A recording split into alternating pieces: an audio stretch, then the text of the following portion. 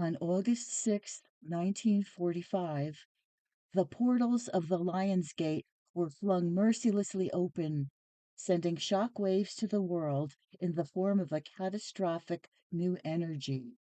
In a calculated effort to bring World War II to an end, the United States dropped a nuclear bomb on Hiroshima, Japan at 8:15 a.m. local time.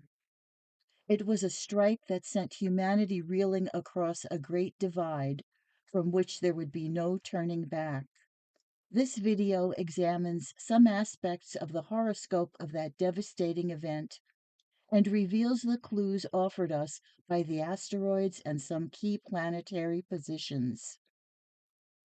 Welcome to Star Sleuth, where we decipher the celestial codes behind crimes and world events.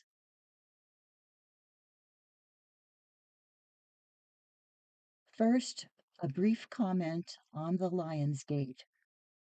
It takes place roughly between August the 6th and 9th, when the sun approaches alignment with Sirius, the dog star, the brightest star in the sky. The combination of the bright sun with the highest magnitude fixed star is considered to open a portal of energy called the Lion's Gate, as the sun rules the sign of the lion. In metaphysical circles, it is said to open a portal of heightened energy and intuition, offering spiritual growth and transformation. But spiritual growth and transformation often come at the cost of some very painful lessons. And in this case, that transformation involved mass destruction and mass casualties.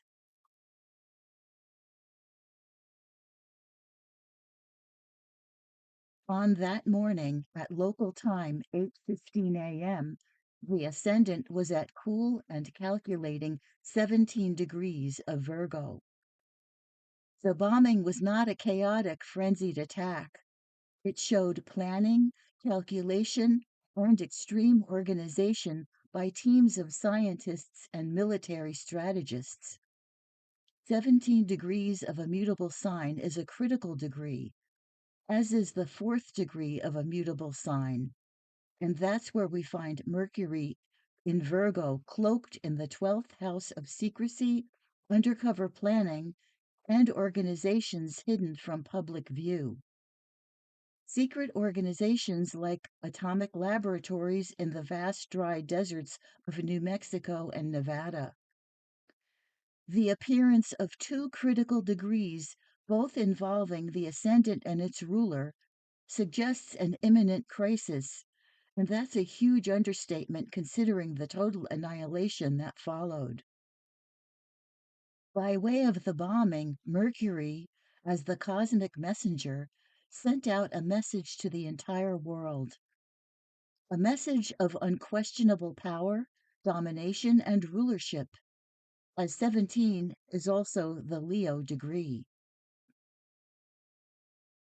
Mercury also rules air travel, and the bomb was delivered by a B-29 airship called the Flying Fortress, known for its capacity to contain and transport an enormous payload of bombs. Leo also rules over forts and fortresses. And at 4 degrees of Virgo, Mercury is couched in the Cancer degree. The bomb strike was an ultimate and extreme effort to protect and defend the United States from further attacks by Japan. The claws of the crab can wield a strong force when its safety is threatened.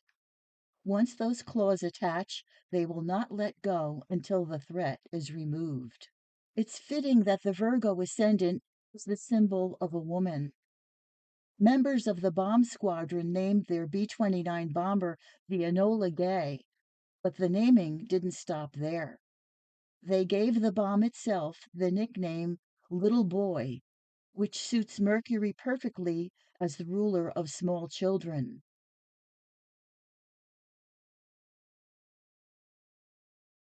And Mercury so well helps to define this chart, as it also rules the Gemini midheaven, with Gemini also relating to little boys. The unfolding of this event went hand in hand with its public exposure and reaction around the world.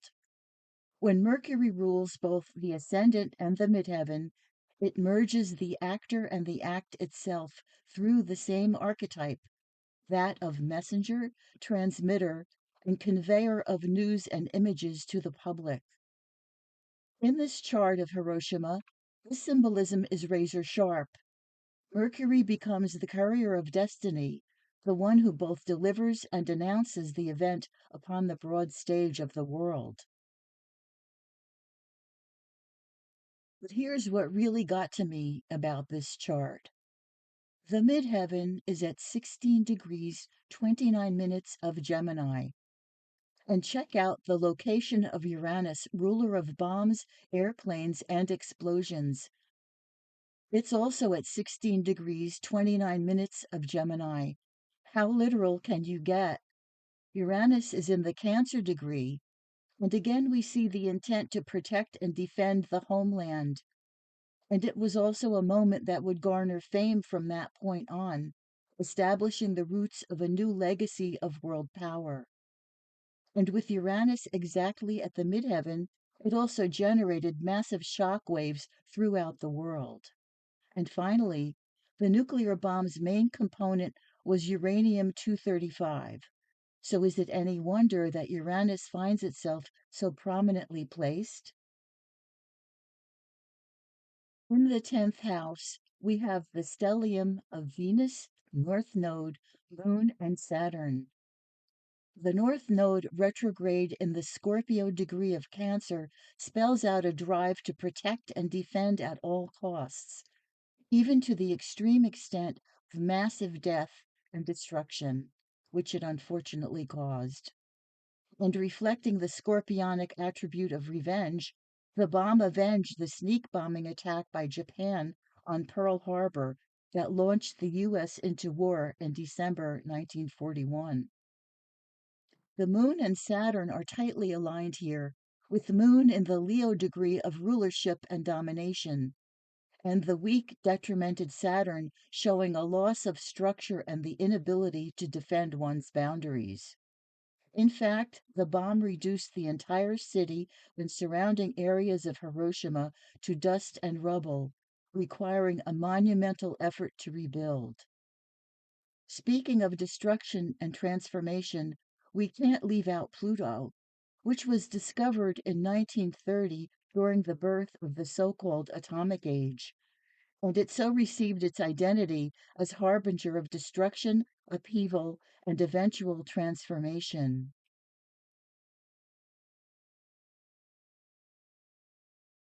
Pluto is at 9 degrees Leo, the sign of creation, and here it represents the creation of a new weapon that has the power to obliterate everything in its path. Here, the annihilator Pluto finds itself in the sign of creation and birth. A new ruler was crowned in 1945. He who had the know how and technology to design and assemble this fearsome new weapon. Here, Pluto partiles sextiles Mars in Gemini. Mars in Gemini represents weaponized knowledge, and the two assisted each other. Pluto provided the fuel, while Mars provided the trigger. Now let's take a look at the asteroids. And while we're on the subject of asteroids, if you're interested in learning more about them, you may want to check out my 2 volumes on asteroids, our cosmic influencers. Volume 2 was just released last week, and like Volume 1, includes their histories, interpretations, and examples of the asteroids in the charts of famous people.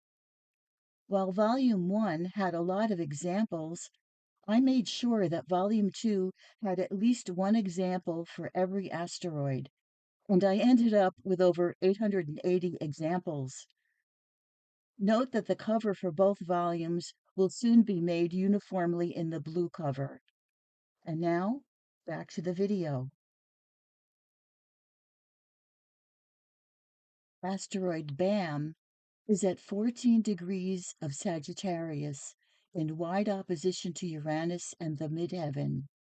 I'm saying it's wide because 2 degrees is too big an orb, as I only use 1 degree of orb for the asteroids. But BAM is still powerfully placed here. It forms a trine to the 13-degree Leo Sun, which had recently swept across Pluto, the great annihilator, in the days preceding the bombing, when plans for the attack were being finalized.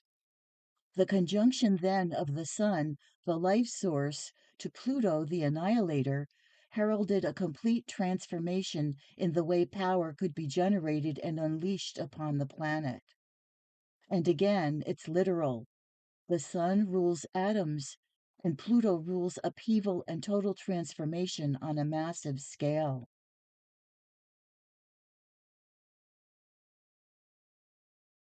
The Sun also trines a huge cosmic cluster known as the Great Attractor at 13 Sagittarius, which is closely conjoined to BAM.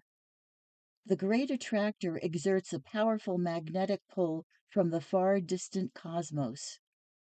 It is the pull of destiny that no resistance can overcome.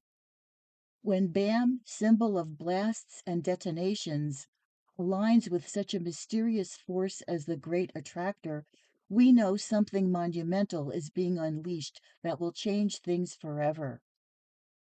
Together, BAM, the Sun, the Great Attractor, make a grand trine with asteroid Ceto, which is on the cusp of the 8th house at 13 degrees Aries. In Greek mythology, Ceto was a sea monster, and its placement in the house of death in Aries spells monstrous death and destruction through a very powerful weapon. This grand trine alignment was no accident in the cosmic story. It showed the irresistible pull of destiny, a gravitational force that forever altered human history.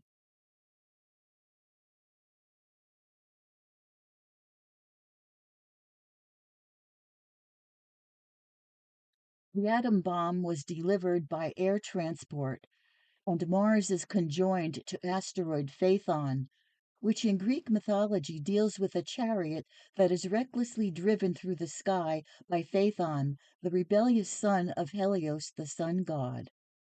As one might expect, young Phaethon quickly lost control of his chariot, causing damage and destruction in its wake. And Zeus struck him and the chariot down with a bolt of lightning before they could cause further harm. When you think of the comparisons between Phaethon, the little boy, and the bomb called the little boy, both flying through the air on a chariot or a jet bomber, both wreaking massive damage, you can't deny how much we resonate to the asteroids and their mythical but real stories. The story of Phaethon is a metaphor for man trying to harness a power greater than himself, which he can easily lose control of. It warns of the inherent responsibility we have when we create things that can destroy us if we are not circumspect in our handling of them. Personally, I'd like to pass this memo along to the creators of AI, but I digress.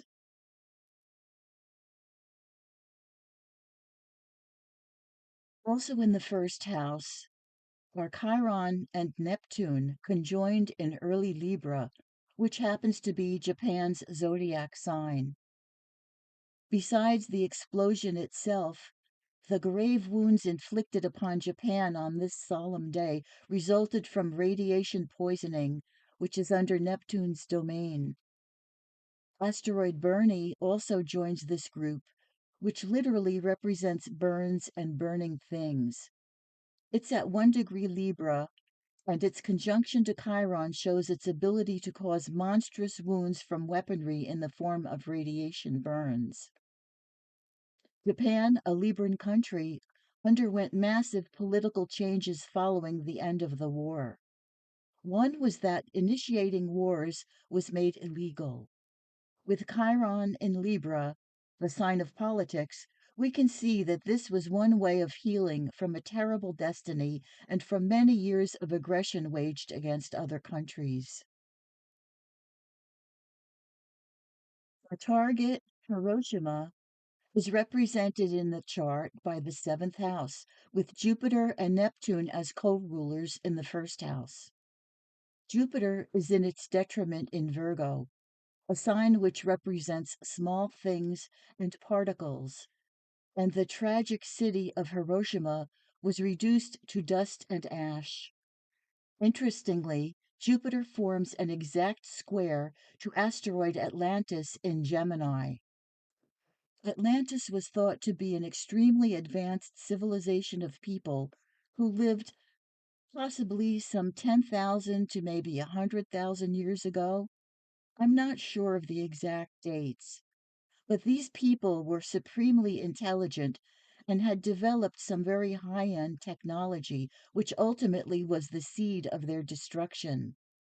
Another warning from the cosmos to be responsible for that which we create and put into motion. Finally, the last member joining this sad first house configuration is asteroid Manhattan, and the Manhattan Project was the group of scientists who oversaw the creation of the atomic bomb and its ultimate fate.